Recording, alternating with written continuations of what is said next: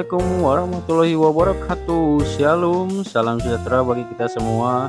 Om Swastiastu, Namo Buddhaya, dan salam kebajikan. Selamat datang di channel Tim Pemenangan CASN. Semoga kita semua dalam keadaan sehat dan tetap semangat tentunya. Di channel ini kita mau sama-sama belajar ya teman-teman. Channel ini punya konsep unik. Yang pertama kita mau ngebahso atau bahas soal. Yang kedua kita mau ngebahmi, bahas keseluruhan materi. Jadi kita bakal kenyang banget di channel ini. Wah, pasti seru banget. Udah, langsung aja kita masuk ke bakso, bahas soal.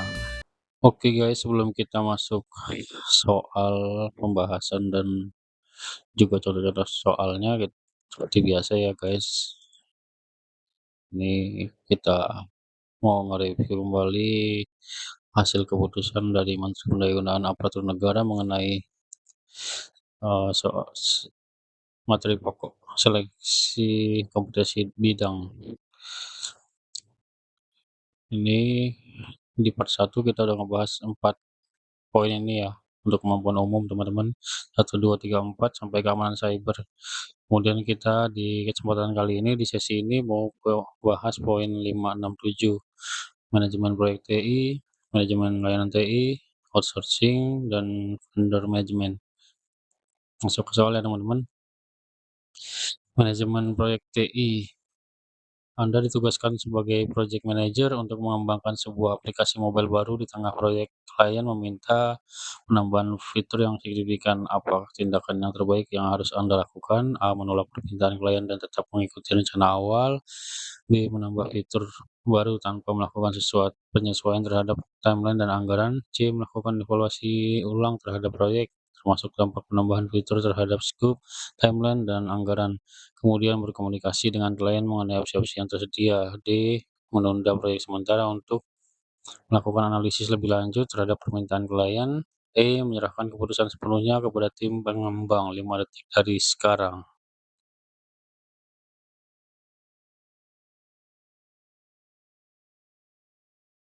Ya, jawaban yang tepat yang isi ya teman-teman. Untuk pembahasannya, sebagai project manager Anda harus fleksibel menghadapi perubahan namun tetap mengelola ekspektasi klien. Evaluasi ulang akan membantu Anda menentukan langkah selanjutnya yang paling optimal. Ya, aku mau ingetin kembali ya teman-teman, di channel kita ini aku ngasih kesempatan untuk teman-teman jawab selama 5 detik ya. Biasanya aku bacain dulu soal, baru teman-teman nanti ikutin ya A, B, sampai opsi E. Setelah itu saya berikan waktu 5 detik untuk teman-teman menjawab. Ini penting juga teman-teman untuk teman-teman latihan sambil baca video, sambil dengerin video atau menonton sambil latihan juga. Nanti di hari H teman-teman juga bisa menyesuaikan untuk penggunaan waktu pengerjaan. Kita lanjut ke nomor 2. Tim Anda sedang mengalami kendala dalam menyelesaikan salah satu milestone proyek. Setelah dilakukan analisis, ditemukan bahwa salah satu anggota tim tidak memiliki kompetensi yang dibutuhkan untuk menyelesaikan tugasnya. Apa tindakan yang paling tepat? A. Meminta anggota tim tersebut untuk belajar sendiri. B. Mengganti anggota tim tersebut dengan anggota lain yang lebih memiliki kompetensi yang sesuai. C. Menunda milestone tersebut sehingga anggota tim tersebut dapat meningkatkan kompetensinya. D. Membagi tugas anggota tim kepada anggota tim yang lain. E. Meminta bantuan dari pihak eksternal untuk menyelesaikan tugas tersebut 5 detik dari sekarang. Ya, jawaban yang tepat yang B ya teman-teman, mengganti anggota tim yang tidak kompeten, karena ini dapat meningkatkan efisiensi dan kualitas proyek. Lanjut ke nomor 3, perusahaan Anda ingin adopsi metodologi Agile untuk semua proyek pengembangan perangkat lunak. Namun beberapa tim masih terbiasa dengan metode waterfall. Bagaimana Anda mengatasi resistensi terhadap perubahan ini dan memastikan transisi yang mulus? A. Memaksakan penggunaan Agile secara bertahap. B. Menyediakan pelatihan yang komprehensif tentang Agile. C. Membentuk tim khusus untuk mengimplementasikan Agile. D. Semua jawaban di atas benar. E. Tidak ada jawaban yang benar. 5 detik dari sekarang.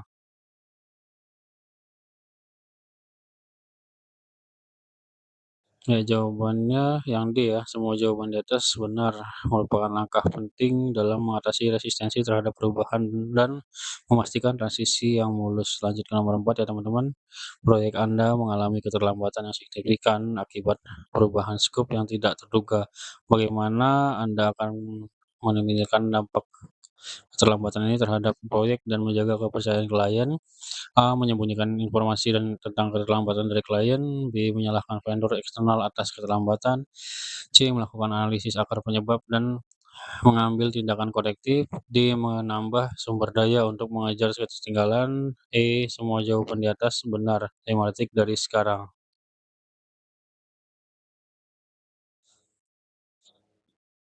Ya, jawaban yang tepat yang C ya teman-teman. Yang paling tepat C, melakukan analisis akar penyebab dan mengambil tindakan korektif adalah cara yang paling efektif untuk mengatasi masalah keterlambatan. Lanjut ke nomor 5, Anda ditugaskan untuk mengevaluasi kinerja vendor yang menyediakan layanan infrastruktur cloud untuk perusahaan Anda. Metrik apa saja yang Anda gunakan untuk mengevaluasi kinerja vendor tersebut? A. Tingkat ketersediaan layanan. B. Waktu respons terhadap insiden. C. Biaya layanan. D. Kualitas dukungan teknis. E. Semua jawaban di atas benar. 5 detik dari sekarang.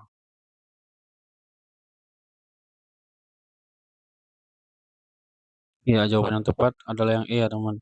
Jadi semua metrik di atas penting untuk mengevaluasi kinerja vendor penyedia layanan cloud. Gimana teman-teman 5 soal pemanasannya?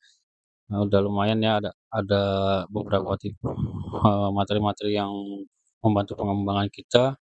Ini ada tips juga teman-teman.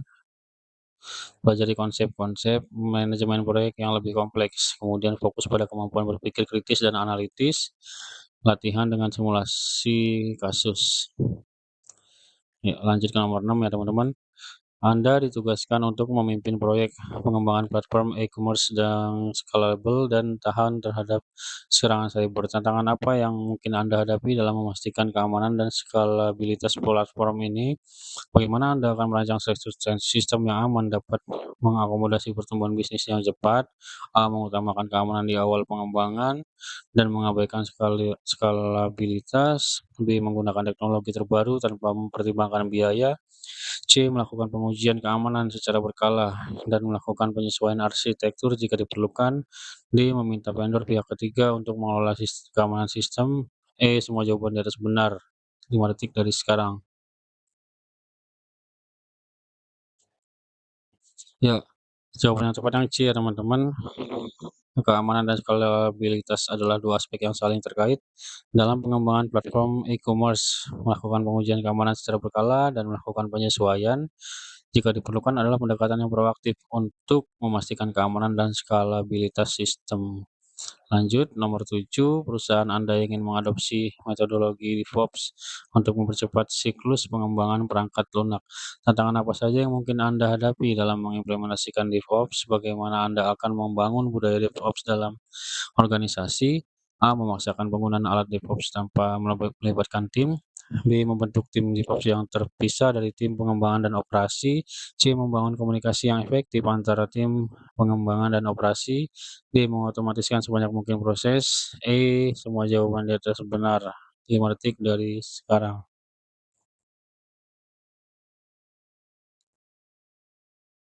Ya, jawaban yang E yang paling tepat ya teman-teman. Semua opsi di atas merupakan langkah yang penting dalam mengimplementasikan DevOps. Membangun budaya DevOps membutuhkan kolaborasi, otomasi, dan continuous improvement. Nah, jadi ada banyak jawaban. Ini bisa salah satu opsi teman-teman sekalian belajar juga ya teman-teman. Nanti ada soal lain yang keluar, ya tinggal teman-teman sesuaikan saja. Yang penting teman-teman paham konsep. Lanjut ke nomor 8. Anda sedang memimpin proyek pengembangan aplikasi AI untuk memprediksi permintaan pelanggan. Bagaimana Anda akan memastikan bahwa model AI yang dikembangkan akurat dan dapat diandalkan? A. Menggunakan data yang tersedia tanpa melakukan pembersihan data. B. Memilih algoritma AI yang paling kompleks. C. Melakukan evaluasi model secara berkala dan melakukan penyesuaian jika diperlukan. D. Mengandalkan vendor pihak ketiga untuk pengembangan model AI. E. Semua jawaban di atas benar. 5 detik dari sekarang.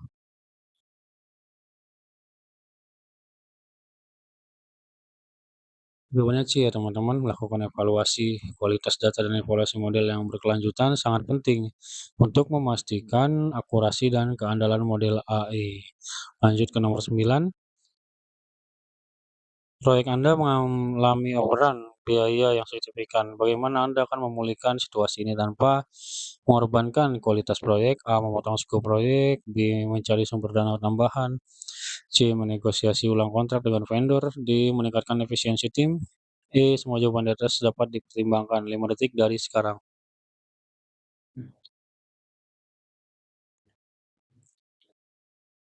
Jawaban yang tepat yang E ya teman-teman. Jadi semua opsi di atas dapat dipertimbangkan tergantung pada situasi spesifik proyek. Pemilihan solusi yang tepat membutuhkan analisis yang cermat terhadap penyebab operan biaya dan dampak dari setiap opsi terhadap kualitas proyek. Lanjut ke nomor 10. Anda ditugaskan untuk mengukur keberhasilan proyek pengembangan aplikasi mobile baru. Metrik apa ya saja yang akan Anda gunakan untuk mengukur keberhasilan proyek ini? A. Jumlah pengguna yang mengunduh aplikasi. B. Waktu yang dihabiskan pengguna dalam aplikasi. C. Tingkat retensi pengguna.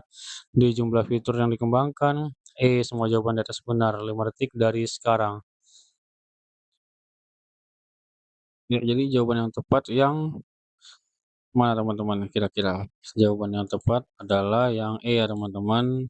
Semua metrik di atas penting untuk mengukur keberhasilan proyek pengembangan aplikasi mobile. Wah, kita udah ngebahas 10 soal. Ini ada tips buat teman-teman. Gimana kira-kira dari 10 soal tadi udah dapat berapa yang benar teman-teman? Ya, teman-teman boleh jawab di kolom komentar ya. Ini untuk tips tambahannya, fokus pada pemecahan masalah yang kompleks, pertimbangan konteks bisnis, jaringan dengan profesional lain. Yang selanjutnya kita ke nomor 11. Ini mengenai manajemen layanan TI ya teman-teman. Kalau bisa teman-teman, aku minta jangan di-skip-skip videonya karena ini sekalian teman-teman latihan juga untuk menjawab soal yang tiap-tiap soal ini boleh teman jawab, aku beri waktu 5 detik untuk menjawab nanti ya teman-teman. Pemerintah daerah X ingin menerapkan sistem manajemen layanan IT SM untuk meningkatkan efisiensi dan efektivitas layanan IT. Manakah dari berikut ini yang tidak termasuk dalam tujuan utama penerapan ITSM di lingkungan pemerintah? A. Meningkatkan kualitas layanan IT. B. Mengurangi biaya operasional IT. C. Meningkatkan keamanan data dan sistem informasi. D. Memastikan ketersediaan layanan IT 24/7. Memusatkan pengambilan keputusan IT pada tingkat manajemen puncak. 5 detik dari sekarang.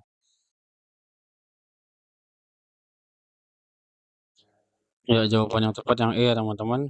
Memusatkan pengambilan pilihan A, B, C, D. Semua pilihan ini merupakan tujuan utama penerapan ITSM. Jadi pilihan E yang justru mendorong adanya kolaborasi antara tim IT dan pengguna dalam pengambilan keputusan terkait layanan IT.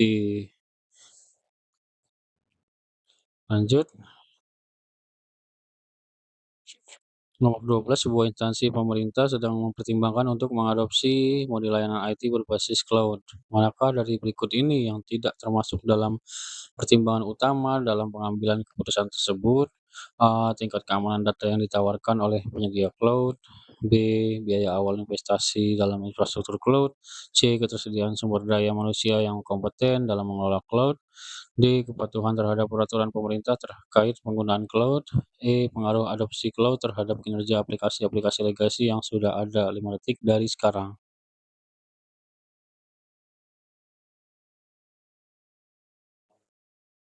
Jawabannya tepat yang mana teman-teman? Yang B ya teman-teman. B paling tepat, biaya awal investasi dalam infrastruktur cloud memang menjadi pertimbangan, namun lebih tepatnya adalah total cost of ownership atau TCO yang perlu diperhitungkan. Faktor-faktor seperti biaya operasional, biaya pemeliharaan, dan biaya lisensi juga perlu dipertimbangkan secara menyeluruh. Lanjut ke nomor 13, sebuah instansi pemerintah daerah mengalami gangguan sistem yang menyebabkan terhindanya layanan online selama beberapa jam. Setelah dilakukan investigasi, ditemukan bahwa penyebab gangguan adalah kesalahan konfigurasi pada salah satu server. Manakah dari berikut ini yang tidak termasuk dalam langkah-langkah perbaikan yang seharusnya dilakukan? A. Melakukan root cause analysis untuk mengidentifikasi akar masalah. B. Membuat prosedur operasi standar yang lebih detail untuk mencegah kejadian serupa. C. Melakukan backup data secara berkala dan rutin. D. Mengganti seluruh perangkat keras server yang ada. E. Melakukan pelatihan kepada tim IT untuk meningkatkan pengetahuan dan keterampilan. 5 detik dari sekarang.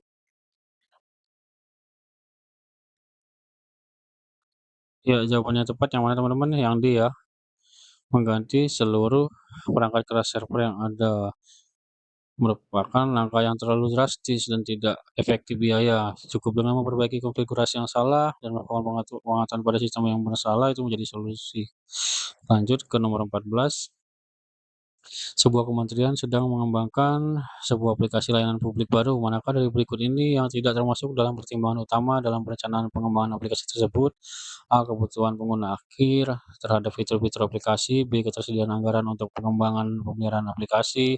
C. Teknologi terbaru yang akan digunakan dalam pengembangan aplikasi. D. Integrasi aplikasi dengan sistem informasi yang sudah ada. Atau opsi E. Dampak potensial dari pengembangan aplikasi terhadap lingkungan kerja. 5 detik dari sekarang.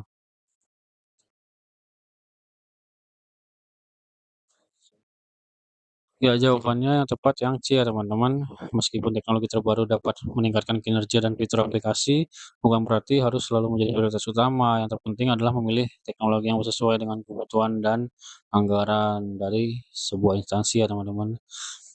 15. Sebuah instansi pemerintah telah mengimplementasikan sistem helpdesk untuk memberikan layanan dukungan IT kepada pengguna. Meskipun jumlah tiket yang masuk terus meningkat, kepuasan pengguna terhadap layanan helpdesk masih rendah. Manakah dari berikut ini yang paling mungkin menjadi penyebab utama rendahnya kepuasan pengguna? A. Kurangnya jumlah teknisi IT yang tersedia. B. Sistem helpdesk yang tidak user friendly. C. Tingginya kompleksitas masalah yang dilaporkan pengguna. D. Kurangnya pemahaman pengguna tentang prosedur pelaporan masalah. E. Kombinasi dari semua faktor di atas. 5 detik dari sekarang.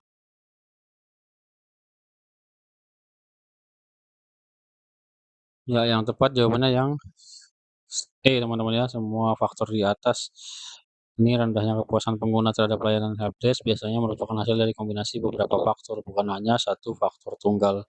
Bisa teman-teman baca sendiri ini pembahasannya. Lanjut ke nomor 16, sebuah instansi pemerintah ingin meningkatkan keamanan sibernya. Manakah dari berikut ini yang tidak termasuk dalam praktik keamanan siber yang baik? A. Melakukan pelatihan keamanan siber secara berkala kepada seluruh pegawai. B. Menggunakan kata sandi yang kuat dan unik untuk setiap akun. C. Membagi akses ke sistem informasi berdasarkan tingkat otorisasi. D. Membuka semua port jaringan. Untuk meningkatkan sinergi sistem, melakukan pemindahan kerentanan secara rutin. 5 detik dari sekarang.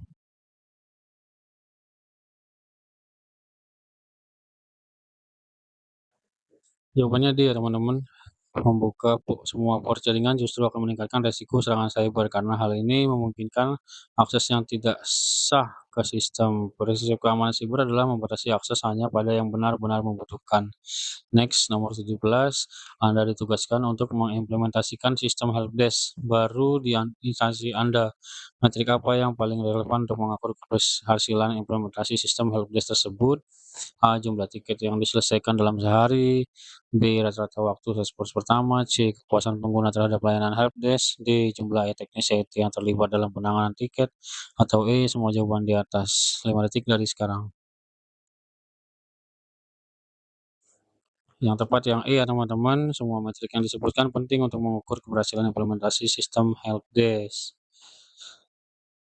Lanjut ke nomor 18, sebuah pemerintah daerah ingin menerapkan sistem manajemen aset IT. Manakah dari berikut ini yang tidak termasuk dalam manfaat dari sistem manajemen aset IT? A. Meningkatkan visibilitas terhadap aset IT yang dimiliki, memudahkan dalam melakukan investasi aset IT, mengoptimalkan penggunaan anggaran untuk pengadaan aset IT. D. Mengurangi risiko kehilangan aset IT. Meningkatkan kinerja semua aplikasi yang berjalan di atas aset IT. 5 detik dari sekarang.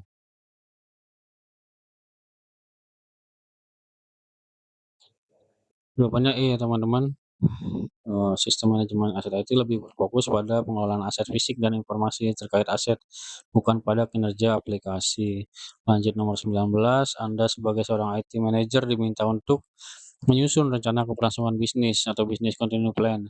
Manakah dari berikut ini yang tidak termasuk dalam komponen rencana keberlangsungan bisnis? A. Analisis resiko. B. Prosedur pemilihan bencana. C. Rencana komunikasi darurat. D. Pengembangan aplikasi baru. Atau E. Pengujian rencana libertik dari sekarang.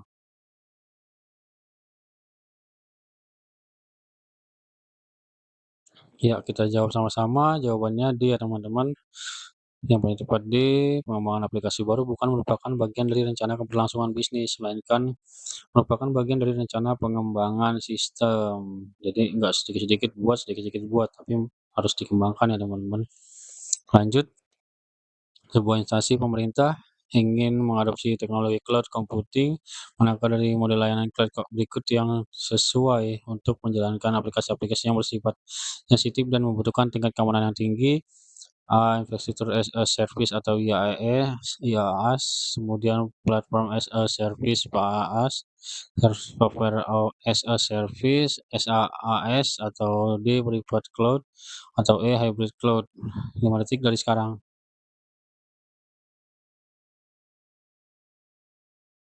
Jawaban yang tepat yang D ya teman-teman. Private Cloud memberikan tingkat keamanan yang lebih tinggi karena infrastruktur cloud dikelola secara internal oleh organisasi. Luar biasa teman-teman, kita udah melewati 20 soal, 10 soal untuk poin 5 dan 10 soal lagi untuk poin ke-6 di sesi kali ini. Selanjutnya kita nanti masuk ke poin ke-7 ya teman-teman, mengenai outsourcing.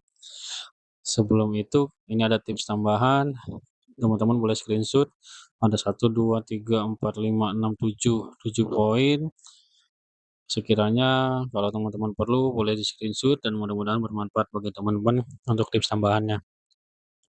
Lanjut ke nomor 21 itu outsourcing dan vendor management ya, poin ke-7 dari kisi-kisi yang kita baca di awal tadi.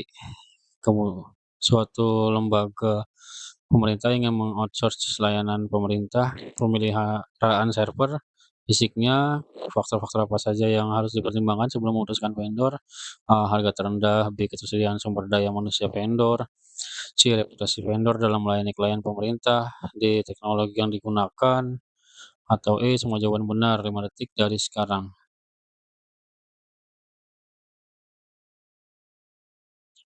Jawabannya teman-teman, semua jawaban benar karena faktor tersebut penting semuanya dalam memilih vendor. Selain harga, reputasi, pengalaman, kemampuan, dan selanjutnya itu sangat penting untuk suatu lembaga pemerintah yang mengoutsource layanan pemeliharaan server fisiknya. Lanjut ke nomor 22, apa risiko terbesar dalam mengoutsource layanan IT kepada vendor eksternal?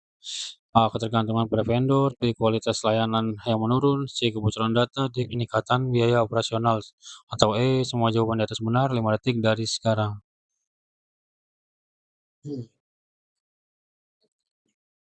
Tentu saja yang E ya teman-teman jawabannya. Untuk pembahasannya ini semua opsi merupakan risiko yang mungkin terjadi dalam outsourcing, ketergantungan pada vendor, penurunan kualitas layanan, kebocoran data, peningkatan biaya operasional, dan hal lain perlu diantisipasi dan dikelola dengan baik. Lanjut ke nomor 23. Bagaimana cara terbaik untuk mengelola kinerja vendor dalam kontrak outsourcing layanan IT? Lakukan evaluasi kinerja secara berkala, menetapkan key performance indicator, melakukan komunikasi yang efektif, menerapkan sistem insentif dan penalti. Semua jawaban benar. 5 detik dari sekarang. Ya, jawabannya semua jawaban yang benar ya teman-teman. Semua opsi tersebut merupakan bagian dari manajemen kinerja vendor yang efektif dengan melakukan evaluasi kinerja secara berkala, menetapkan KPIs yang jelas, berkomunikasi secara efektif, dan menerapkan sistem insentif dan penalti, maka kinerja vendor dapat dipantau dan ditingkatkan.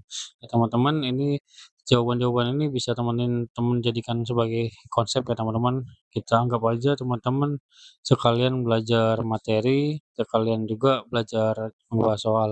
Lanjut ke nomor 24. Anda sebagai seorang penata kelola sistem dan teknologi informasi ditugaskan untuk mengelola kontrak outsourcing dengan sebuah vendor. Vendor tersebut mengalami kesulitan dalam memenuhi SLA atau Service Level Agreement. Tindakan apa yang akan Anda ambil? A. Meminta vendor untuk segera memperbaiki kinerja. B. Mencari vendor pengganti.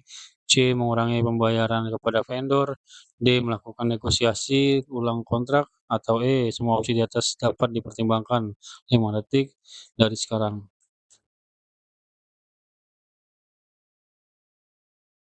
Ya, jawaban yang tepat yang E ya teman-teman, semua opsi di atas dapat dipertimbangkan. Itu teman-teman bisa lihat sendiri pembahasannya, semua opsi di atas dapat dipertimbangkan, namun perlu dipertimbangkan secara hati-hati untuk memilih tindakan yang paling efektif. Selanjutnya nomor 25, apa yang dimaksud dengan governance dalam konteks outsourcing layanan IT di pemerintahan? A. Proses pengambilan keputusan terkait outsourcing. B. Mekanisme pengawasan terhadap pelaksanaan kontrak outsourcing.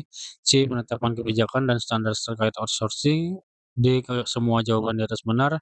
Atau E. Hanya jawaban B dan C yang tepat. 5 detik dari sekarang.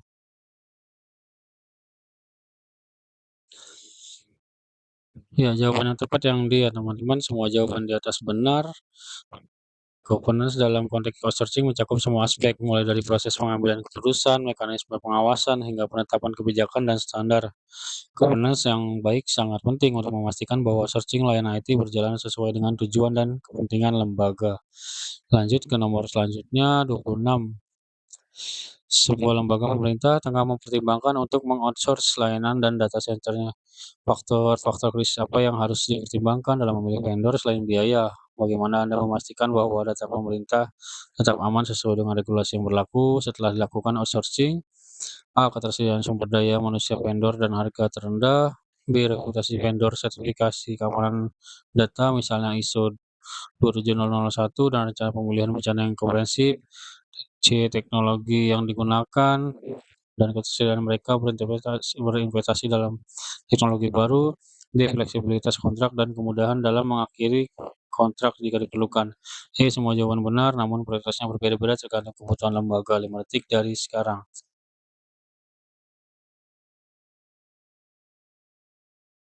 Jawabannya B teman-teman, reputasi vendor, sertifikasi keamanan. Jadi selain biaya, faktor seperti reputasi vendor, sertifikasi keamanan, dan rencana pemulihan bencana sangat penting untuk memastikan keamanan data pemerintah. Lanjut ke nomor 27. Anda ditugaskan untuk mengelola kontrak outsourcing pengembangan aplikasi dengan sebuah vendor. Bagaimana Anda akan memastikan bahwa aplikasi yang dikembangkan sesuai dengan kebutuhan pengguna akhir dan memenuhi standar kualitas yang telah ditetapkan? A. Melakukan pertemuan rutin dengan vendor untuk membahas progres proyek. B. Menetapkan key performance indikator KPIs yang jelas dan melakukan evaluasi kerja secara berkala. C. Melakukan UAT, User Acceptance Testing, secara menyeluruh sebelum aplikasi diluncurkan. D. Menggunakan metodologi pengembangan Agile untuk meningkatkan fleksibilitas dan responsivitas. E. Semua jawaban benar, 5 detik dari sekarang.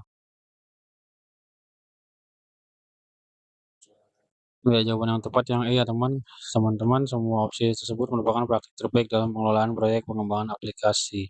Ke nomor 28, apa yang Anda lakukan jika vendor yang Anda pilih untuk mengelola infrastruktur IT lembaga mengalami gangguan sistem yang berdampak signifikan pada layanan? A. Menunggu vendor untuk menyelesaikan masalah. B. Meminta kompensasi atas kerugian yang dialami. C. Mengaktifkan rencana kontingensi yang telah disiapkan. D. Mencari vendor pengganti segera mungkin. E. Semua opsi di atas dapat dipertimbangkan tergantung pada situasi. 5 detik dari sekarang.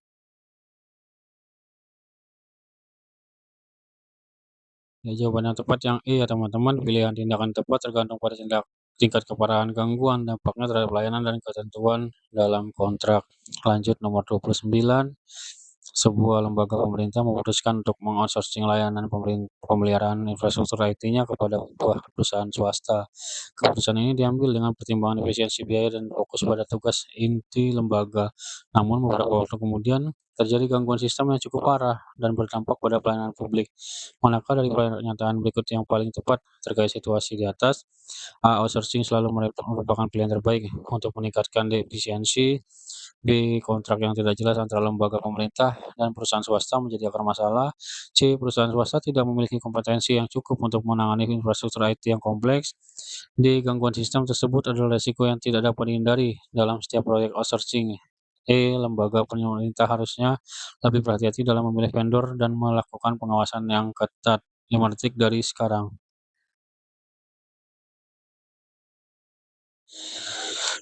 Ya, jawaban yang tepat yang E ya teman-teman, pilihan A salah, pilihan B benar, pilihan C mungkin benar, pilihan D salah, tapi yang paling tepat adalah yang E. Nanti kalau ada pilihan opsi seperti ini, teman-teman cari konsepnya yang paling mantap ya teman-teman, cari akar permasalahan yang paling kuat, itulah jawabannya. Jadi yang terutama untuk coach itu pahami konsep. Lanjut ke nomor 30, pemerintah daerah ingin meningkatkan kualitas layanan publik melalui penerapan sistem pemerintahan berbasis elektronik e-government. Untuk itu, pemerintah daerah memutuskan untuk mengoutsourcing pengembangan dan pengelolaan sistem government kepada sebuah perusahaan konsultan IT. Manakah dari tindakan berikut yang tidak perlu dilakukan oleh pemerintah daerah untuk memastikan keberhasilan proyek outsourcing ini? Melakukan analisis kebutuhan secara komprehensif sebelum memilih vendor. B. Menunjuk seorang project manager internal untuk mengawasi proyek. C. Memberikan akses penuh kepada vendor terhadap seluruh data pemerintahan daerah. D. Menetapkan Key Performance Indicators atau KPIs yang jelas untuk mengukur kinerja vendor. E. Melakukan evaluasi berkala terhadap kinerja vendor. 5 detik dari sekarang.